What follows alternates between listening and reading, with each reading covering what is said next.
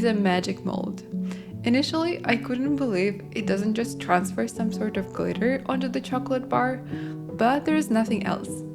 It has microscopic ridges that imprint the texture onto the chocolate, causing light to split and create this beautiful rainbow pattern.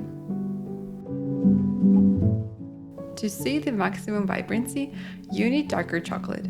So I chose one with 70% cocoa. Bittersweet chocolate pairs so well with coconut, and since this mold is almost 2 centimeters deep, we are going to make the most delicious coconut filling. I was surprised by how incredible this tasted, so if you're a fan of sweets like Raffaella or Bounty, you need to try this.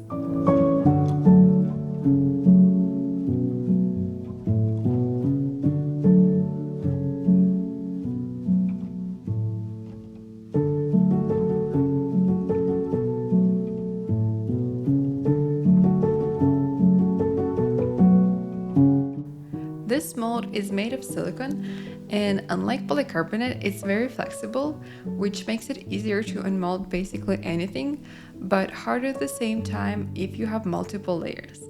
So I'm not filling it all the way up, but rotating and letting excess chocolate touch each side.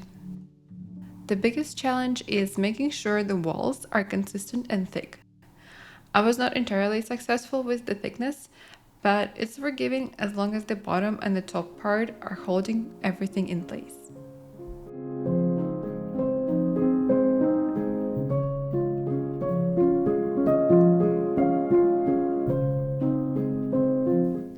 For the filling, first I'm going to blend the shredded coconut, and we're aiming for a chewy but a little finer texture. This will basically be a modified white chocolate ganache, which is my favorite vessel for so many flavors. And we'll use a higher cream to chocolate ratio to leave the space for the coconut.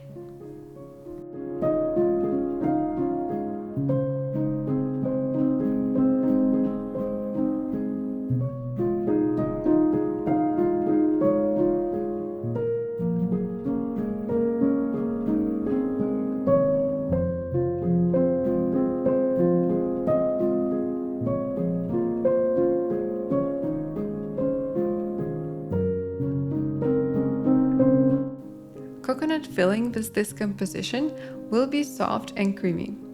You can also experiment and reduce the cream if you want it closer to something like the Dubai chocolate, and you likely need to spread it with a spatula instead.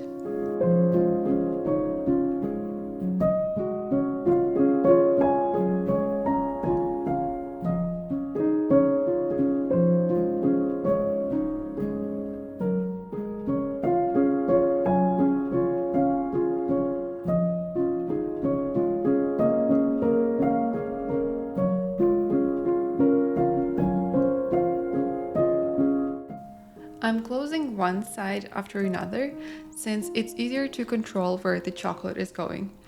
I don't recommend tapping it, otherwise the bottom layer might crack, because the silicone mold, unlike polycarbonate, doesn't hold the shape on its own.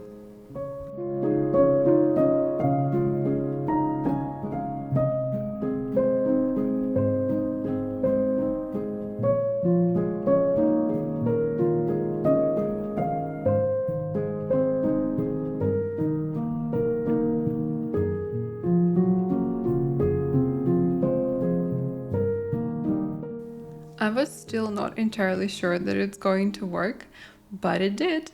And by the way, the pattern is very delicate, and even a bit of finger worms can smudge it, so I'm only touching the sides. It looks different under different sources of light, and these little spirals even seem to move, similar to a lenticular art.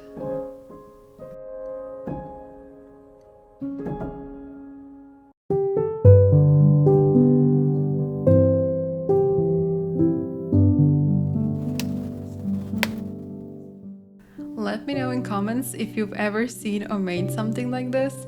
I'm glad I could share this creation with you, and I'll see you in the next video.